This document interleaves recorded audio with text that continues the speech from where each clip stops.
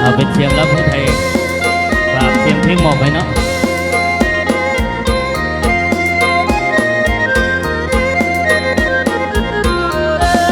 เริ่มต้นหักเจ้าก็ย้อนพ่อแม่แนะน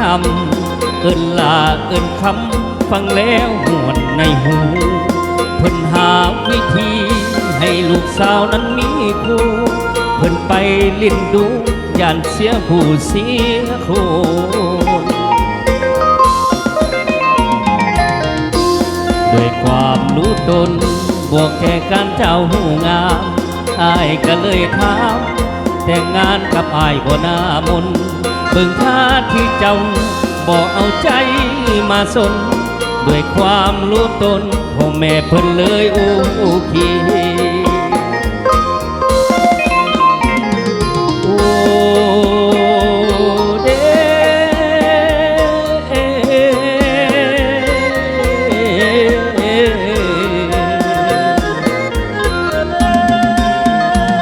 ลาเอ้ยจื้อบ่นอนอคำคู่บ้านเพิ่นบอกกล่าวหากขอบคุณเจ้าเด้อเดี๋ยวนี้เจ้าพัดไปเกือกกลัวหาเที่ยวคือผู้สาวไว้หักสองคนเฮานับวันสิจบสิ้นลาเอ้ยหากเจ้ายังบ่เศร้าลิ้นแยกทางกันสายว่าอยู่ไปดนมันสิสร้างไปหาสร้างบอนสิดีไปหาสร้างบอนสิดี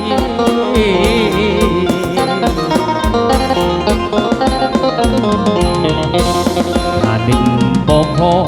อ้ายนี่ขอแยกทางจดทะเบียนอย่าหานับตั้งแต่วันนี้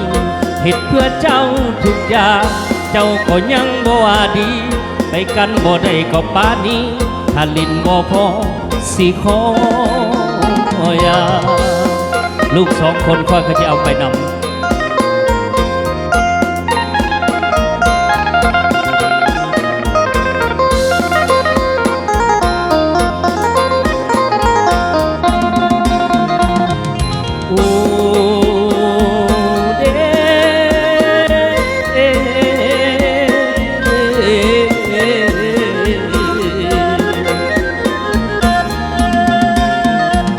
ลาเอ้ยจื้อบ่นอนอ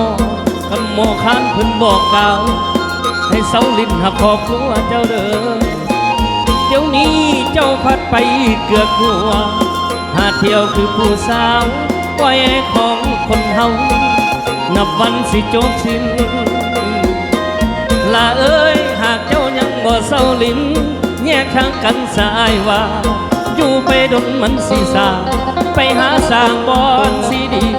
ไปหาสร้างบอนสิดีถ้าลิ้นบ่พออ้ายนี่ขอแยกทางจดทะเบียนอย่าหานับตั้งแต่วันนี้เหตุเพื่อเจ้าทุกอย่างเจ้าก็ยังบ่ว่าดีไปกันบ่ได้ก็ป่านนี้ถ้าลิ้นบ่พอสิขออย่า